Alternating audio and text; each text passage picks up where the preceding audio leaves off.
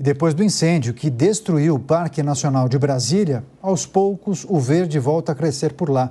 Vamos acompanhar os detalhes com a repórter Aline Beckett. Em setembro, o fogo destruiu grande parte do Parque Nacional de Brasília. Agora, aos poucos, a reserva ao lado da capital federal vai se recuperando.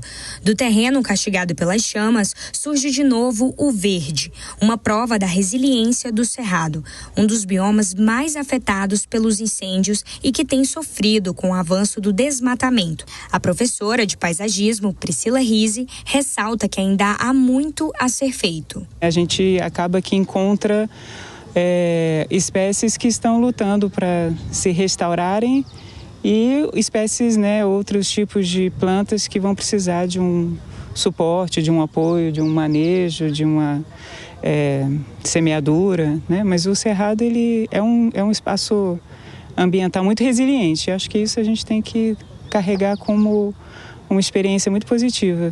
Ele vai se restaurar com a ajuda, A analista do ICMBio, Keiko Pelizarro, lamenta que parte do que foi destruído jamais vai se recuperar. Extremos de temperatura que nunca foram registrados antes, então uma situação muito extrema. E esse incêndio causou danos irrecuperáveis, ao ecossistema que nós buscamos conservar aqui no Parque Nacional de Brasília e Reserva Biológica da Contagem. A Polícia Federal investiga um incêndio no Parque Nacional de Brasília e, como a imensa maioria dos focos no país, a principal suspeita é de que as chamas tiveram origem criminosa. Isabel Schmidt, professora de Ecologia da Universidade de Brasília, diz que o Cerrado possui há milhões de anos métodos para resistir aos incêndios e às altas temperaturas, mas que isso tem mudado justamente por conta da ação humana ilegal.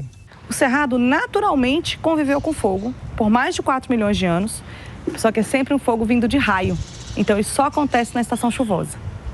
O que a gente vê hoje, esses incêndios no auge da estação seca, eles são sempre de origem humana e eles têm um efeito muito diferente dos incêndios naturais que acontecem por causa dos raios. A especialista alerta que as mudanças climáticas cada vez mais rápidas ameaçam o futuro de muitas espécies.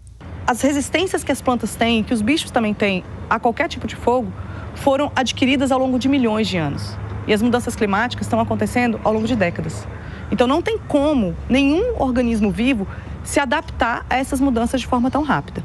Enquanto o governo federal vê avanços no combate ao desmatamento na Amazônia, no Cerrado, considerado a savana com maior biodiversidade do mundo, o avanço da devastação preocupa. Em agosto, segundo o INPE, os alertas de desmatamento no bioma bateram um recorde.